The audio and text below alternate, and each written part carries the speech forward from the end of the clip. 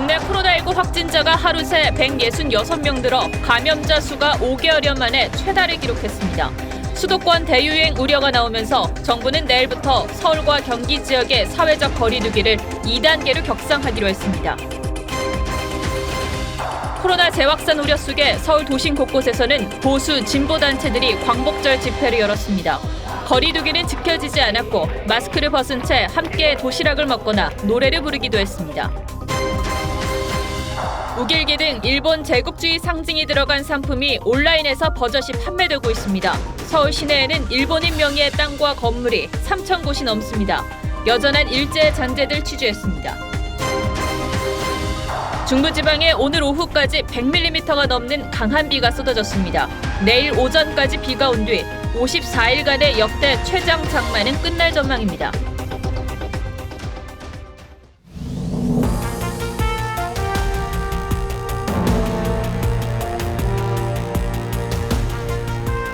여러분 안녕하십니까, 박정훈입니다. 코로나19가 다시 대유행 조짐을 보이고 있습니다. 어제 하루에만 166명의 신규 확진자가 쏟아지면서 이틀 연속 100명을 훌쩍 넘겼는데, 이 정도면 대구 경북 지역에 바이러스가 퍼졌던 지난 3월과 비슷한 상황이 오지 않을까 걱정해야 할 위기 상황이 된 겁니다. 더 큰 문제는 이번 확산세는 인구가 밀집한 서울과 경기 지역에서 벌어지고 있다는 겁니다. 결국 정부도 오늘 완화했던 거리 두기를 2단계로 다시 높였는데, 이에 따라서 우리 생활에 많은 변화가 오게 됩니다. 당장 스포츠 관람도 내일부터 금지됩니다. 먼저 정은혜 기자가 어떤 점이 달라지는지 구체적으로 설명하겠습니다. 시설 폐쇄 조치가 내려진 사랑제일교회. 지난 12일 첫 확진자가 나온 이후 어제와 오늘 최소 115명이 추가 확진됐습니다. 방역당국이 현재까지 파악한 검사 대상자만 4천여 명에 육박하는데, 신도들의 거주지가 지역 곳곳에 퍼져 있어 추가 확산이 우려됩니다.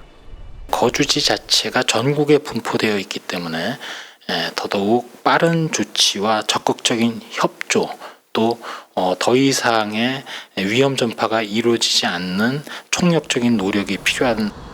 우리 제일교회에선 교인과 지인 등 33명이 추가 양성 판정을 받았고, 기쁨 153교회와 반석교회에서도 각 2명씩 추가 확진되는 등 교회가 집단 감염의 뇌관이 되고 있습니다.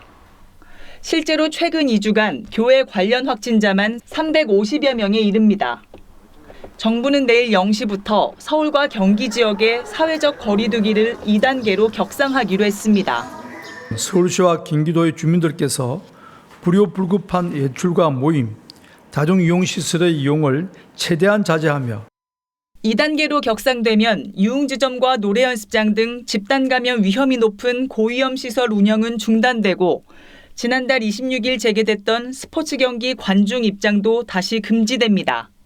또 실내 50명 이상, 실외는 100명 이상 모이는 모든 모임이 금지됩니다.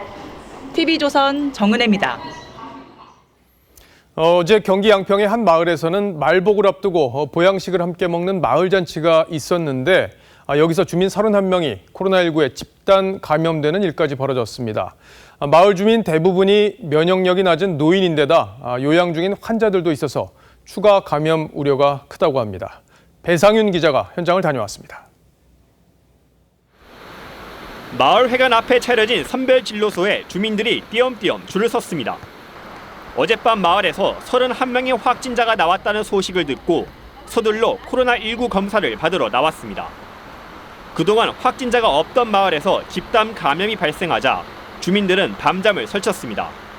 폐암 환자인데 그 감염병은 나는 죽는 거야. 어제 잠 한 잠도 못 잤어.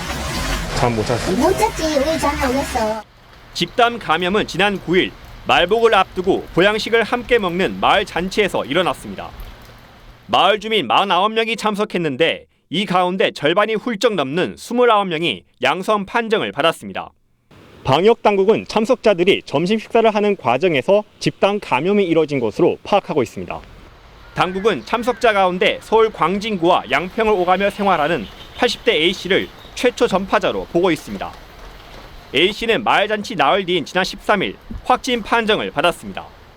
명달리 마을 주민과의 복놀이로 50여 명의 주민들이 광진구 확진자와 좁은 공간에서 밀접하게 접촉한 것으로 마을 잔치 전날 A씨와 마트에서 함께 술을 마신 마을 지인 2명도 확진 판정을 받았습니다. 방역 당국은 마을 주민의 대부분이 면역력이 취약한 70대 이상 고령인데다 요양 중인 암 환자들도 있어 추가 감염을 우려하고 있습니다. TV조선 배성윤입니다. 이런 위기 상황에서 정부의 대응은 엇박자를 보이고 있습니다. 방역 당국이 거리 두기를 2단계로 다시 높인 상황에서 경제부처는 오히려 소비 촉진을 위한 외부 활동을 권장하고 있어서 혼란을 주고 있는 겁니다. 할인 쿠폰을 줄 테니 외식도 하고 영화도 보고 여행도 가라는 이런 대책들, 방역 체계에 어떤 위협이 되고 있는 건지 송병철 기자가 짚어드리겠습니다. 사흘간의 연휴 첫날, 수도권을 중심으로 코로나19 확진자가 다시 늘고 있지만 거리엔 사람들로 가득합니다. 오늘은 어떤 일 때문에 나온 거예요? 오늘 같이 밥 먹으려고. 정부의 소비 대책도 외출을 늘렸습니다. 외식과 영화 관람, 여행 등의 1,600억 원의 할인 쿠폰을 발행하는데 혜택을 받으려면 외부 활동을 적극적으로 해야 합니다. 이거 경기 부양을 해야 되니까 대책이라고 내는 것 같긴 한데 사실 그게 이 시국에 맞는 방안인지는 잘 모르겠어요. 정부는 코로나 사태 초기인 지난 2월에도 저녁 모임과 회식을 장려한 바 있습니다. 저녁 모임, 저녁 회식 등을 통해 자영업, 외식업 어려움을 조금이라도 덜어드리는데 힘을 보태 주시기를. 소비 진작을 위한 권고였지만 공교롭게도 이 발언이 있은 후 20명이었던 코로나 확진자가 열흘 만에 800명을 넘겨 40배나 폭증했습니다. 긴 연휴가 있으면서 이게 이제 전국으로 만일에 퍼지게 되면 뭔가 전국적인 확산의 시발점이 될 수도 있겠죠. 우려가 커지자 박능우 보건복지부 장관은 외식 할인 등 정부가 발표한 소비 지원 정책에 대해 조만간 수정이 불가피할 것이라고 밝혔습니다. TV조선 송병철입니다. 이 코로나 확산세가 심각한 상황에서도 광복절인 오늘 서울 광화문을 비롯한 도심 곳곳에서 대규모 집회가 열렸습니다. 상당수 집회는 서울시가 집합 금지 명령을 내린 상태에서 강행됐기 때문에 논란이 적지 않은데 경찰은 불법 집회 여부를 가리기 위해서 전담 수사팀까지 꾸렸습니다. 백연상 기자입니다.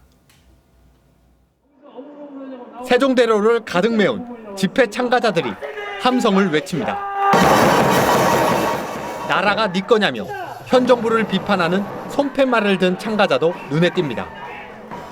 대한민국 바로 세우기 국민운동본부 등 보수단체 집회로 법원이 서울시 집회금지 명령에 제동을 걸자 거리로 나선 겁니다. 참가자 가운데는 이른바 임국공 사태와 조국 전 장관 의혹 등 기회의 불공정을 주장하는 목소리도 있었습니다. 인천공항 사태나 조국 딸 그 비리를 보면서 기회가 박탈되고 그 공평과 평등을 외치던 그 정권에 대한 큰 실망을 하게 되었습니다. 자기들은 다 자식들 외국에서 교육시키니까 괜찮아요? 우리 여기서 우리 자식들 키우고 살아야 됩니다. 예전처럼 저희 살기 좋은 대한민국 돌려놓으세요. 코로나19 확진자 발생으로 폐쇄 조치된 전광훈 사랑제일교회 담임 목사도 연단에 섰습니다. 이제 국민의힘으로 용서할 수 없습니다. 절대로 우리는 뒤로 물러설 수 없습니다. 당초 지하철 안국역 인근에서 노동자 집회를 예고했던 민주노총은 인근 보신각으로 옮겨 기자회견 형태로 집회를 진행했습니다. 경찰은 불법 집회를 강행한 집회 주최자들에 대해 전담 수사팀을 꾸려 수사에 착수하겠다고 했습니다. TV조선 백연상입니다. 오늘 집회는 코로나가 확산되는 시점에 열려서 방역 당국도 긴장하고 지켜볼 수밖에 없었는데 저희 취재진이 현장을 둘러본 결과 거리 두기 원칙이 무시된 것은 물론이고 마스크를 쓰지 않은 참가자도 제법 있었습니다. 황선영 기자가 현장을 다녀왔습니다. 집회 참가자들이 3-3-5 돗자리를 펴고 앉아 도시락을 나눠 먹습니다. 마스크를 벗은 채 담소를 나누고 큰 소리로 노래도 부릅니다. 인근 상가엔 손님들로 가득했고 시원한 곳을 찾아 단체로 자리 잡은 일행도 여기저기 보였습니다. 이렇게 비가 오는 와중에도 거리는 발디딜 틈 없이 꽉 찼습니다. 인근에서 열린 노동자 대회도 사정은 마찬가지. 방역 당국의 거리두기 지침은 아랑곳 없이 다닥다닥 붙어 있고 마스크를 벗은 참가자 모습도 곳곳에서 눈에 띕니다. 방역을 강조하는 대신 오히려 감염을 걱정 말라는 안내도 합니다. 야외 집회에서는 확진자가 전파된 사례가 한 명도 없습니다. 방역 수칙을 의식하지 않는 참가자도 상당수였습니다.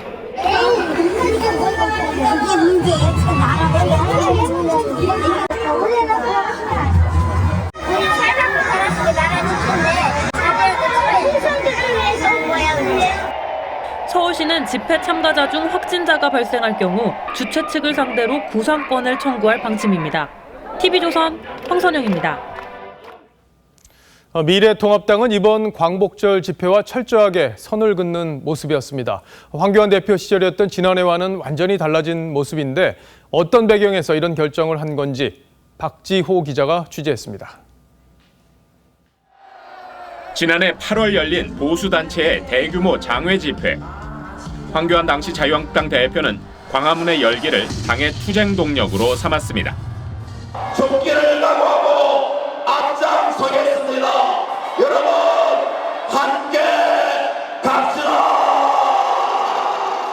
삭발식에 이어 단식 투쟁까지 벌였고 당도 원내 투쟁보다 장외 투쟁에 치중했습니다. 하지만 올해는 분위기가 다릅니다. 광복절 집회는 지난해처럼 열렸지만 미래통합당은 당 차원의 공식적인 참석은 없다는 입장입니다. 통합당 의원들은 코로나가 재확산되는 시점에 대규모 장외 집회는 부적절하다고 보고 있습니다. 배준영 대변인은 당 차원에서 집회에 참여하지 않겠다면서 별도의 입장도 내지 않았습니다.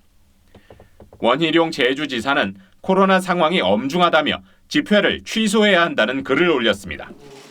다만 통합당이 중도층 포용에 우선순위를 두는 상황에서 강성 보수층과 연대하는 데 대한 부담감이 작용했다는 분석이 많습니다. 설령 보수층 일부가 빠져나간다 하더라도 외부에서 유입이 더 많은 것은 본인들한테 나쁜 것이 아니거든요. TV조선 박지호입니다.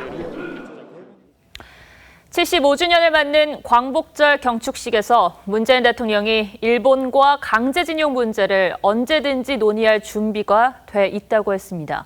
하지만 원칙은 고수하면서 구체적인 제안은 없어 교착 상태인 한일 관계를 풀 만한 새 메시지를 담지는 못했다는 평가가 나옵니다. 신은석 기자입니다.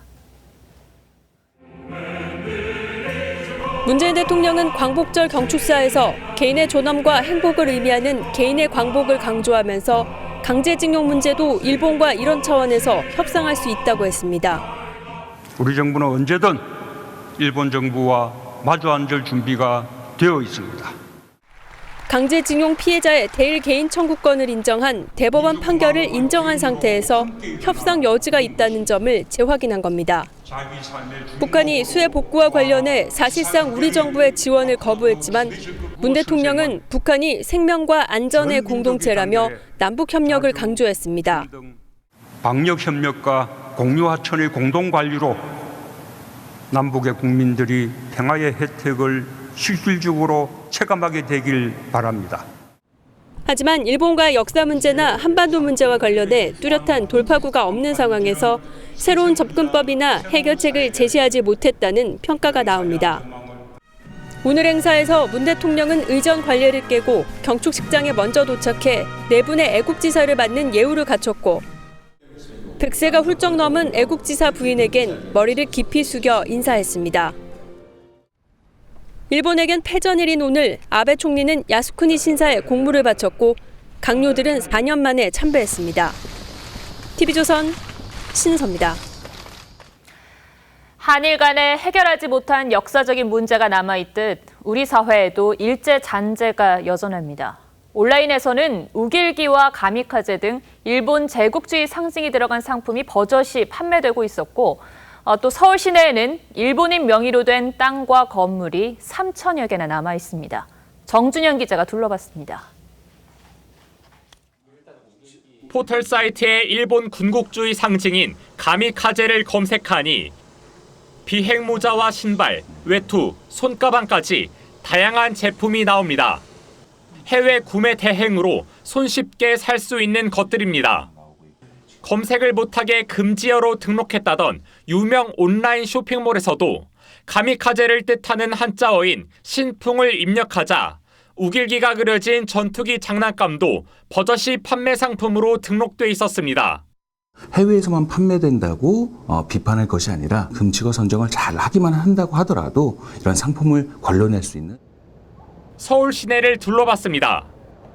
일제가 남기고 간 적산가 옥 등 건축물 외 종로구 원남동 창경궁 옆길 등 일본인 소유로 추정되는 토지도 수두룩합니다. 일제강점기인 1930년 이 땅을 사들인 건 우리 성씨에 넘는 앞전자를 쓰는 전전승입니다. 당시 헌병대 사령관 마에다 노보루로 추정됩니다. 을지로의 한 대형 상가와 서소문의 역사공원 땅 일부도 일제 때 일본인 소유로 등록됐습니다. 서울시는 일본 기업과 일본인 이름으로 등록된 서울시내 토지와 건물만 3,000곳이 넘는 것으로 파악했습니다. 요새 시대와 건물 양식이 조금 동떨어져 있지 않나라는 생각이 자주 들긴 했었습니다. 일본인 분들의 명의로 되어 있는 건물들이 많다는 걸 전혀 예상하지 못했었고. 정부는 오는 9월까지 토지 건축대장을 정리해 국유화 절차를 검토할 계획입니다. TV조선 정준영입니다. 네, 다음 뉴스입니다. 문재인 대통령과 여당 지지율이 동반 하락하는 여론조사 결과가 나오면서 여당 내부의 위기감은 커지고 있습니다.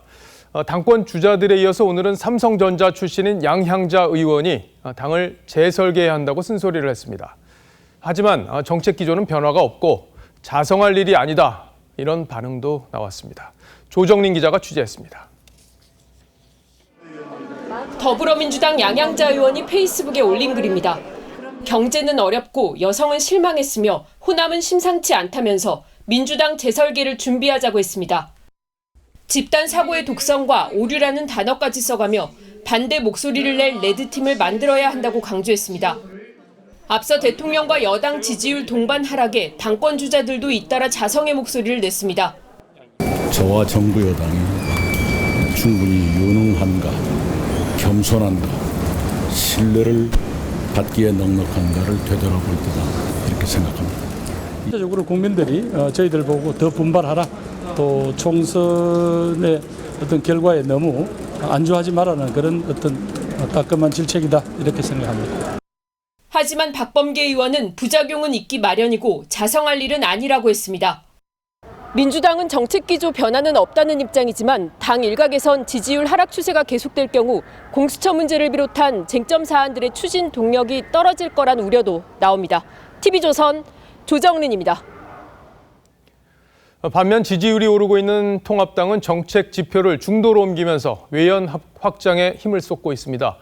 문재인 정부의 정책 실패를 겨냥해서 이 촌철살인의 한마디를 회의장 벽면에 내걸고 있는데 백드롭, 그러니까 배경막 정치를 하고 있는 겁니다. 위트와 센스를 담아서 젊은 층의 관심까지 받는 게 목표라고 하는데 그 내용과 과정, 오늘의 포커스에서 살펴봤습니다. 지난달 20일 미래통합당 대회의실. 통합당의 상징인 분홍색 대신 더불어민주당의 색깔인 파란색 배경막, 일명 백드롭이 있습니다. 적힌 문구는 그렇게 해도 안 떨어져요 집값. 더불어민주당. 그렇게도 안 떨어질 겁니다. 토론회 말미에 나온 청와대 비서관 출신인 진성준 의원의 말을 그대로 인용한 겁니다. 이 백드롭이 조명되면서 진 의원의 발언은 더 큰 논란을 불러왔죠. 이해찬 민주당 대표의 수도 서울 비하 발언엔 한강변에 맨 아파트만 들어서 가지고 저긴 단가가 얼마, 저기는 몇 평짜리, 뭐 이런 천박한 그런 도시를 만들면 안 되는 거거든요. 아름다운 수도 서울, 의문의 일패라는 백드롭으로 응대했습니다.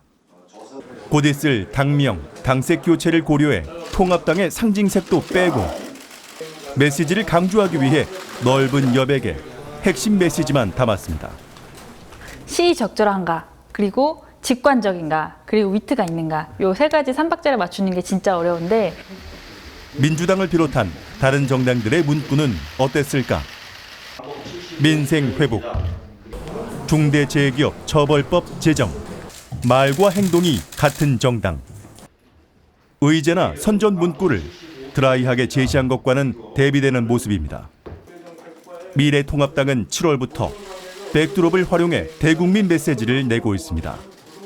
이런 변화는 시각디자인 전문가 출신인 김수민 전 의원이 당 홍보본부장으로 임명된 뒤부터 생겨났습니다. 이제 당 내부에서는 사실 저 백드롭을 보고 굉장히 처음에 좀 큰 충격을 받았던 것 같아요.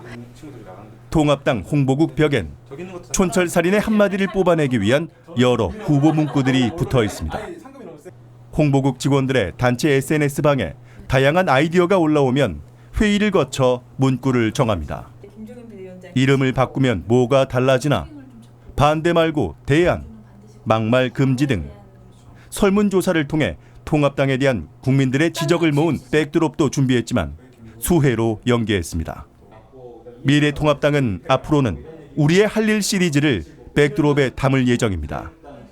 정부 여당 비판과 함께 정책적 대안으로 승부를 걸겠다는 뜻입니다. 아직은 여당의 독주와 부동산 정책 실패에 따른 반사이익이 적지 않지만 국민에게 와닿는 정책 개발을 통해 스스로 대안정당이 될 수 있을지. 뉴스7 포커스였습니다. 이번 주에는 여야의 지지율이 오차 범위 내긴 하지만 뒤집혔고 또 문재인 대통령의 지지율까지 40% 이하로 떨어지면서 전국에 큰 변곡점이 만들어졌죠. 여기에 차기 선호도 조사에서도 이낙연 대세론이 흔들리는 결과가 나오기도 했습니다. 이런 조사들을 한꺼풀 들어가서 살펴보면 호남의 민심에 변화가 있다는 걸 수치로 확인할 수 있는데 이게 어떤 의미가 있는 건지 정치부 홍현주 기자와 자세히 따져보겠습니다. 자, 홍 기자, 먼저 호남 여론 어떻게 구체적으로 변화가 있는 겁니까? 네, 문재인 대통령과 민주당의 최대 지지 기반이 바로 호남일 겁니다. 그런데 리얼미터의 8월 2주차 조사 결과에 따르면 민주당 지지율이 전주보다 1.7%포인트 내린 33.4%로 나타났습니다. 또 광주와 전라 지역에서는 11.5%나 포인트나 떨어진 47.8%였습니다. 문재인 대통령의 지지율은 어땠습니까? 네, 문재인 대통령 호남 지역의 국정수행 지지도는 64.2%로 나타났습니다. 그러니까 총선 직후였던 4월 넷째 주 83.1%에 비해 20%포인트 가까이 떨어진 겁니다. 아직은 호남의 절반 이상이 지지하고 있지만 그 추세가 좋지 않다는 점에서 청와대도 유심히 민심의 흐름을 살피고 있습니다. 근데 차기 주자 선호도 조사에서도 이낙연 대세론, 이게 좀 흔들리는 분위기로 나오고 있는데 호남에서도 비슷한 추세가 나타나고 있는 거죠? 예, 그렇습니다. 한국갤럽의 차기 지도자 선호도 조사 결과 이낙연 의원의 호남 지지율은 45%였습니다. 4월 둘째 주에 56%를 기록한 이후에 줄곧 40%에 머물고 있는 겁니다. 호남에서 여전히 가장 높은 지지를 받고 있지만 절대적 지지라는 표현을 쓰기에는 쉽지 않은 상황으로 바뀐 겁니다. 이낙연 의원도 어제 기자들에게 위기감을 보였습니다. 국민들께서 느끼시는 답답함이 저에게도 해당되는 것이라는 신호로 받아들입니다. 그러니까 정리해보면 대통령과 여당, 이낙연 의원의 지지율까지 전체적으로 떨어지고 있다. 호남에서 영향력이 좀 떨어지는 추세다 이렇게 볼 수 있겠는데 자, 이런 추세가 뭐 언제든 바뀔 수 있긴 하지만 원인은 어떻게 진단이 되고 있습니까? 네, 전문가들은 이른바 동조화 현상이 나타난 것으로 분석했습니다. 부동산 정책을 비롯한 정책 실패 논란이 당정의 지지율 동반 하락으로 이어졌고 문정부의 초대 총리를 지낸 이낙연 의원에게도 영향을 미치고 있다는 겁니다. 당대표 경선을 치르면서 친문 지지층을 의식해서 이 의원이 명확한 메시지를 내지 못했다는 점도 원인으로 꼽혔습니다. 현안이나 이슈에 있어가지고 국민들이 무엇을 바라는가, 국민들의 마음을 읽는 답변, 메시지 이런 발신에서 좀 부족했던 것이 아닌가. 그러니까 호남 지역 주민들이 실제로 어떤 목소리를 내고 있는지도 궁금합니다. 네, 그래서 저희가 직접 광주 시민들의 목소리를 들어봤습니다. 대통령과 국무총리를 같이 했기 때문에 아무래도 뭐 대통령 지지도가 좀 떨어지니까 이낙연 의원 같은 경우에도 아무래도 좀 떨어지겠죠. 비전이 나오면 몰라도 나오지 않을 수께는 저는 이재명 지사한테 밀리지 않느냐. 호남 사람들은 호남이다 해서 찍고 예를 들어서 호남 아니다고 찍지는 않습니다. 그러니까 정부와 이낙연 의원을 지지하는 여론이 아직 뭐 강하긴 할 텐데 과거와는 좀 분위기가 달라졌다 이렇게 좀 볼 수 있겠는데. 자, 그런데 이제 2주 앞으로 여당 전당대회가 다가왔단 말이에요. 여기에서 이제 이낙연 대세론이 지금 흔들리고 있는 추세, 이게 당심 표심에도 영향을 줄까요? 네, 김부겸 전 의원과 박주민 의원 등 민주당의 다른 당권 주자들은 이낙연 의원의 여론조사 상승세가 주춤하면서 어차피 대표는 이낙연, 이른바 어대낙 분위기가 바뀔지 기대를 거는 모습입니다. 예, 뭐 여론의 흐름이라는 건 계속 달라지기 때문에 좀 더 지켜보도록 하죠. 잘 들었습니다. 지금까지 홍현주 기자였습니다.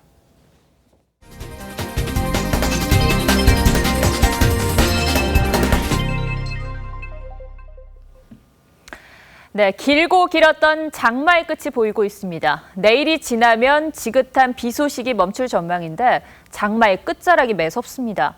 수도권에 기습호우가 쏟아지기도 했는데 현장 취재기자 연결해 보겠습니다. 노도일 기자, 잠수교는 어제 걸어 다닐 수 있었는데 지금도 가능합니까? 네, 이곳 잠수교는 오늘 아침 7시부터 보행자 통행 제한 조치가 내려졌습니다.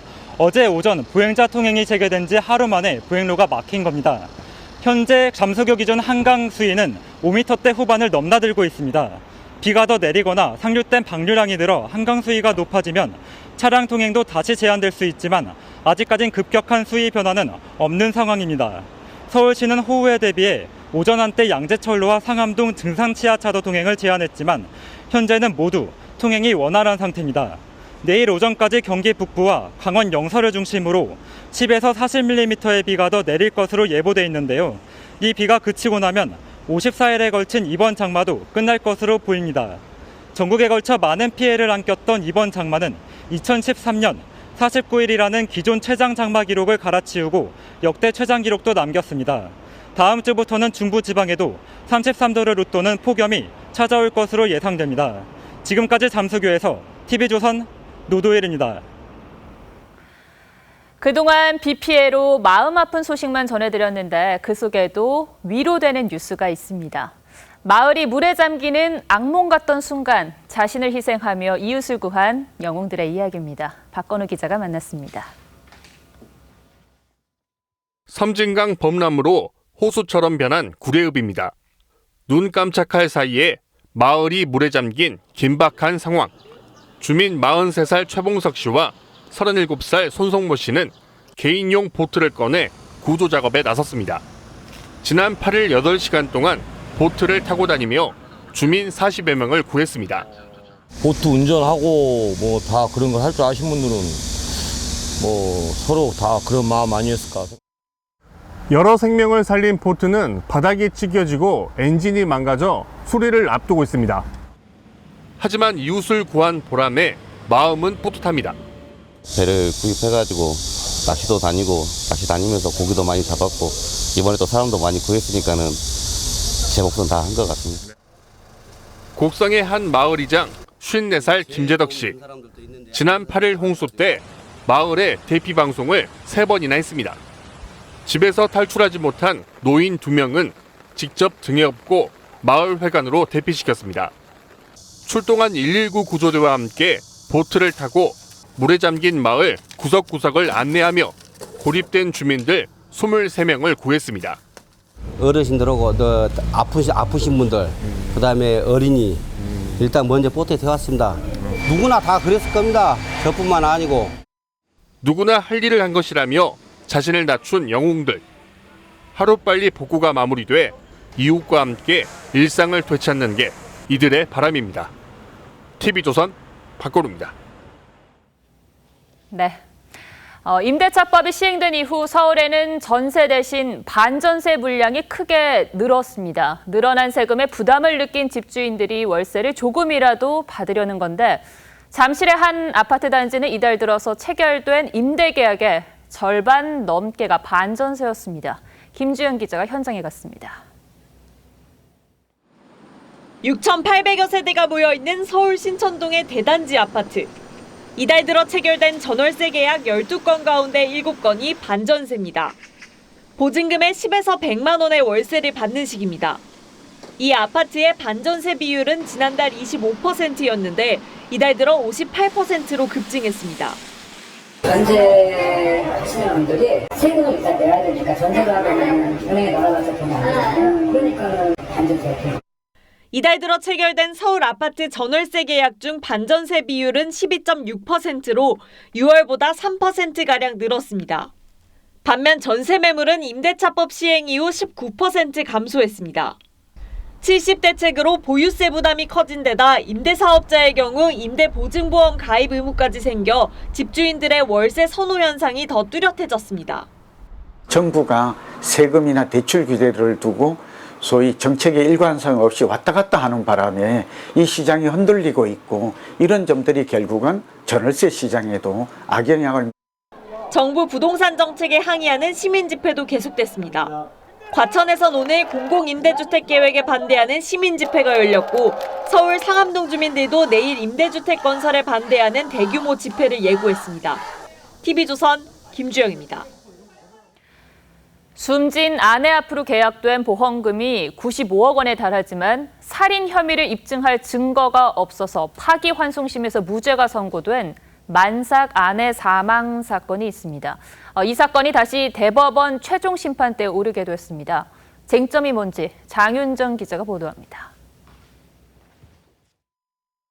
2014년 8월 새벽 경부고속도로 천안휴게소 부근 갓길에서 8톤 화물차를 들이받는 사고를 낸 50살 이모 씨. 조수석에 있던 임신 7개월의 캄보디아 출신 아내는 현장에서 숨졌습니다. 검찰은 아내에게서 수면 유도제 성분이 검출된 점과 아내 앞으로 가입한 보험이 25개, 95억 원에 달하는 사실을 주목해 이 씨를 살인과 사기 혐의로 재판에 넘겼습니다. 1심에선 피고인에게 불리한 간접 증거만으로 범행을 증명할 수 없다며 무죄를 선고했지만 2심에서 다시 무기징역으로 뒤집혔습니다. 이후 대법원이 증거 부족을 이유로 사건을 돌려보냈고 지난 10일 파기환송심 재판부는 교통사고 처리 특례법상 치사죄만 적용해 금고 2년을 선고했습니다. 사건을 맡았던 대전고검은 판결을 받아들일 수 없다며 대법원에 상고했습니다. 법조계에선 기존 판단을 뒤집을 만한 새로운 증거 없인 살인 무죄 판단이 유지될 것이란 전망이 우세합니다. 하지만 사회적 논란이 크거나 소부 합의가 쉽지 않다고 판단해 대법 전원 합의체에 넘길 가능성도 제기됩니다. TV조선 장윤정입니다.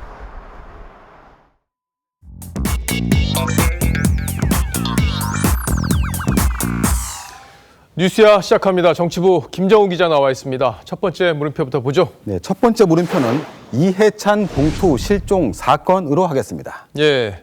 어제 이제 화제가 됐던 영상인데 보신 분도 있을 테고 못 보신 분도 있을 텐데 자, 민주당 전당대회가 이제 28일이니까 이제 2주 정도 임기가 이해찬 대표 남았는데 어쩌다 어제 저런 일이 벌어진 겁니까? 예, 어제 그 수해 이재민을 위한 모금 생방송에 이해찬 대표가 출연했습니다.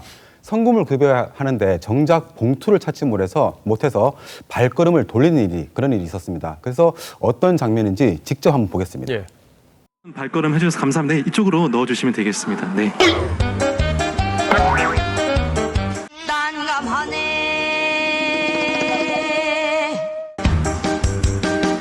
예.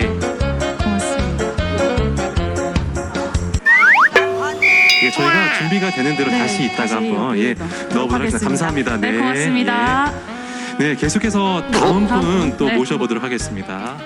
예, 양복 안주머니에 이쪽 저쪽 다 손을 넣어봤는데 지금 봉투가 안 나왔어요. 예, 그래서 민주당 관계자들한테 한번 물어봤는데 그 안주머니에 있긴 했는데 휴대전화도 있고 또 수첩도 있고 그래가지고 물건이 많아서 바로 찾지 못하는 그런 상황이었다 이렇게 설명했고요. 그래서 퇴장 직후에 다시 들어와서 주머니에 있던 봉투를 찾았고 입장해서 이제 성금을 넣었습니다 다시. 예. 근데 주머니를 열심히 뒤져봤는데 없었는데 혹시 바지 주머니에 나온 건 아닌가 이런 생각도 들던데 이제 아무래도 거대 여당의 대표고 그동안 이제 건강에 대해서 다양한 논란들이 제기돼 왔기 때문에 저 영상이 그냥 예사롭게 보이지는 않았을 겁니다. 예, 그래서인지 몰라도 앞서 이제 그제 수해 복구 현장에서는 피해 주민들이 오히려 이해찬 대표를 좀 걱정하는 그런 상황도 벌어졌습니다. 예. 안녕하세요. 우리가 힘을 줘야 되겠다. 감사합니다. 인사 다니다가 쓰러지시겠어. 건강하세요. 네. 아니야, 우리 고기야 너무 힘들어서. 이제 이 대표가 올해로 68세죠? 예. 이제 사실 뭐 그동안 고문 후유증 때문에 여러 가지 건강에 문제가 있다 이런 얘기들도 많이 나오긴 했었어요. 예, 그래서 이 대표는 그 총선을 불과 3주 앞두고 갑자기 입원을 했다가 닷새 만에 퇴원을 한 적도 있습니다. 갑자기 몸이 나빠져서 부득이 병원 신사를 줄 수밖에 없는 기간이었습니다. 예, 뭐 여러 가지로 대표 생활을 하다 보면은 건강에 좀 무리가 올 수도 있겠다 이런 생각도 좀 들긴 해요. 근데 이제 퇴임하게 되면은 정치 일선에서 물러나서 이제 회고록을 쓰겠다 이런 얘기가 나오고 있던데 건강도 빨리 회복하시길 바라겠습니다. 자, 첫 번째 물음표 정리해 보죠. 네, 첫 번째 물음표 이해찬 봉투 실종 사건의 느낌표는 봉투만 찾았다로 하겠습니다. 예. 그 보신 대로 성금 봉투는 금방 찾아서 넣었는데 최근 거대 양을 향한 그 심상치 않은 여론 상황을 만회할 뭐 민심 찾기엔 여전히 갈 길이 멀어 보여서 이렇게 한번 골라봤습니다. 예. 사실 이제 지지율이 많이 떨어졌다 이런 얘기들이 계속 나오고 있는데도 여당에서는 본격적인 자성 또 뭔가 정책을 다른 방향으로 바꾸겠다 이런 얘기들은 나오지 않고 있는 그런 상황인데 어떻게 진행될지 좀 지켜보죠. 자, 다음 물음표로 가보죠. 네, 두 번째 물음표는 영부인 칭송시 100일장으로 하겠습니다. 예, 김정숙 여사가 사흘 전에 강원도 철원으로 이제 복구 현장에 봉사 활동을 나갔었는데 그 이후에 이제 다양한 얘기들이 나오고 있어요. 그 민주당 인사들과 여권 인사들이 너도 나도 이렇게 칭송을 하면서 이렇게 논란이 생기고 있습니다. 그 진보 논객인 서민 교수는 김정숙 여사의 봉사 장면을 기리는 시 창작 대회를 열자면서 김 여사 창가를 이렇게 비꼬기도 했습니다. 예, 김 여사 창가다. 예. 예. 영부인이 이제 솔선수범을 하게 되면 수해 복구 현장에 이제 많은 분들이 참여할 수 있기 때문에 이제 영부인의 저런 봉사가 칭찬받을 일이긴 한데 이게 이제 민주당 지금 전당대회가 열리고 있고 여기에 친문 구애가 이제 열띠게 지금 벌어지고 있는 상황이기 때문에 순수하게 이 문제를 접근하기도 좀 어려운 분위기다 이렇게 볼 수 있겠어요. 예, 그런 면도 있습니다. 그래서 먼저 그 민주당 최고위원회 도전 중인 노웅래 의원은 영부인이 왜 거기서 나와 이렇게 말하면서 수해 봉사 패션 클래스가 다르다 이렇게 말했습니다. 그 재난 현장에 하이힐을 신고 갔던 미국 퍼스트 레이디 멜라니아와 김 여사를 비교한 겁니다. 그리고 함께 출마한 김종민 의원도 여사님 진심 봉사가 화제라면서 우리 정치도 좀 본받아서 진심 어린 정치도 신뢰받았으면 좋겠다 이렇게 말했습니다. 그리고 정청래 의원은 그 어떤 퍼스트 레이디보다 자랑스럽다, 감사하다고 적었고요. 그리고 최민희 전 의원은 여사님은 힘이 세다 이렇게 극찬을 했습니다. 그거 다 읽느라고 김정우 기자 숨이 차네요. 예. 예, 뭐 엄청난 찬사가 쏟아진 건데. 예. 현직 검사도 뭐 비슷한 얘기를 했죠? 예, 현직 검사죠. 진혜원 대구지검 부부장 검사. 예, 어떻게 썼냐면은 이런 겸손함과 진정성은 높은 자존감과 이타성 그리고 측은지심을 구비한 분에게서만 가능하다 이렇게 적었습니다. 좀 정치적 중립이 법에 명시된 그 현직 검사가 오해 소지가 큰 발언을 한 데에 대해서는 이제 비판도 적지 않습니다. 예, 뭐 겸손함, 진정성, 자존감, 이타성, 측은지심 뭐 좋은 말이 다 나왔군요. 예. 자, 이제 그런데 김정숙 여사는 처음에 이 행사를 남 모르게 이제 하겠다 이렇게 청와대에서는 얘기를 했었는데 어쩌다가 저 봉사 사진이 공개가 된 겁니까? 그러니까 오전에 일찍 갔는데 오후 3시쯤에 한 매체가 밥 퍼준 아줌마가 김정숙 여사라는 제목의 그런 보도를 했습니다. 기사가 나왔군요. 예, 그래서 이후에 기자들이 취재를 시작하니까 청와대가 한 오후 6시쯤에 문의가 많아서 알려드립니다라고 하면서 이렇게 사진을 공개한 겁니다. 예. 두 번째 물음표도 정리해 보죠. 예, 두 번째 물음표 영부인 칭송시 100일장의 느낌표는 과유불급으로 하겠습니다. 그 뭐든지 지나치면 부족한 것만 못한 법인데 많은 국민들이 수해 복구로 힘겨운 상황에서 정치인들이 영부인을 이렇게 추켜 세우는 게 어떻게 빚어질지 모르겠습니다. 그리고 언론에 좀 알려지거나 청와대가 사진을 공개하는 과정도 영부인의 봉사 의미를 퇴색시킨 측면이 있어 보입니다. 예, 그런 측면도 있어 보이네요. 잘 들었습니다. 지금까지 김정우 기자였습니다. 일본 정부는 일제강점기에 강제 동원은 없었다고 부인하고 있죠. 이를 반박할 자료들이 공개됐습니다. 여성부터 어린이까지 강제 노역에 동원한 실명 자료들인데 최윤정 기자가 소개합니다. 몸통보다 큰 물동이를 짊어진 아이들.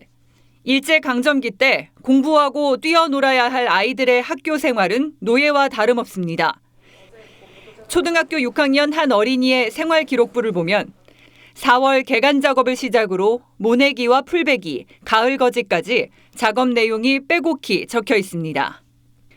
보릿감북이 15,000뿌리를 뽑고 말없이 풀도 잘 벤다며 낫질의 달인이라는 평가를 받았습니다. 공부라는 어떤 그런 미명하에 거의 1년 내내 강제 노동에 동원이 되어서 그것으로 평가를 받기도 했고요. 총독부의 기관지 매일신보는 아이들을 소년공, 산업전사라며 강제 동원을 정당화합니다. 일제는 여성 동원에도 애를 썼습니다. 인기 여성 잡지는 전쟁에 나간 남편이 일왕을 위해 공훈을 세우기를 밤마다 기도하라고 선동하고 간호부와 탄광 동원에 지원하라고 부추깁니다. 간호부를 백의의 천사라든가 영예롭게 죽는다, 봉사한다라든가 이런 식으로 미화하는 표현들이 많이 사용이 되었고요. 강제 인력 동원은 없었다는 일본의 주장이 거짓이라는 35점의 기록물들이 우리의 아픈 역사를 고스란히 보여주고 있습니다. TV조선 최윤정입니다.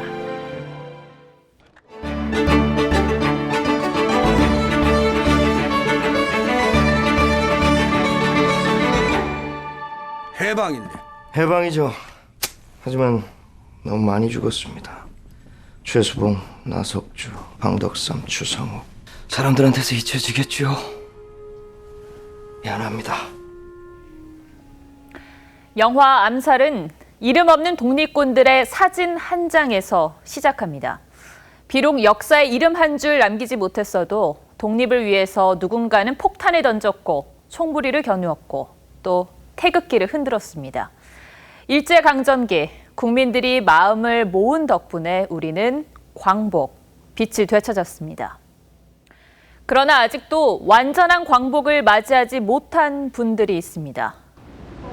이건 완전한 해방이 안 됐습니다.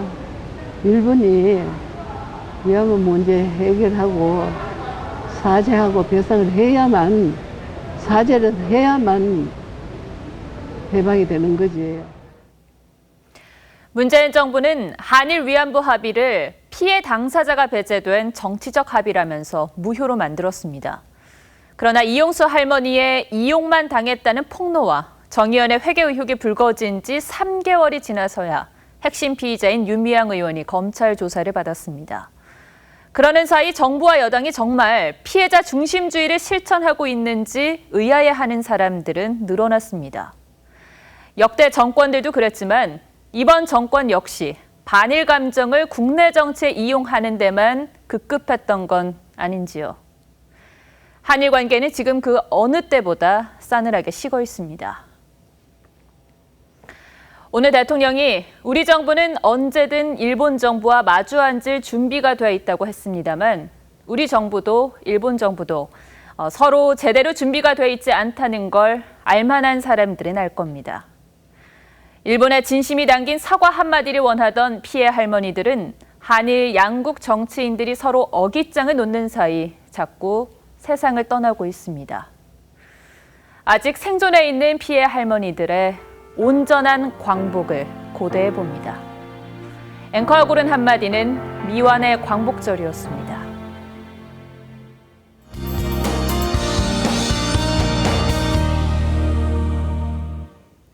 끈질기던 이번 장마도 드디어 끝이 보이고 있습니다. 중부 지역에 내리던 비는 대부분 그쳤고요. 경기 북부와 강원 영서 북부 지역만 내일 아침까지 좀 더 내리겠습니다.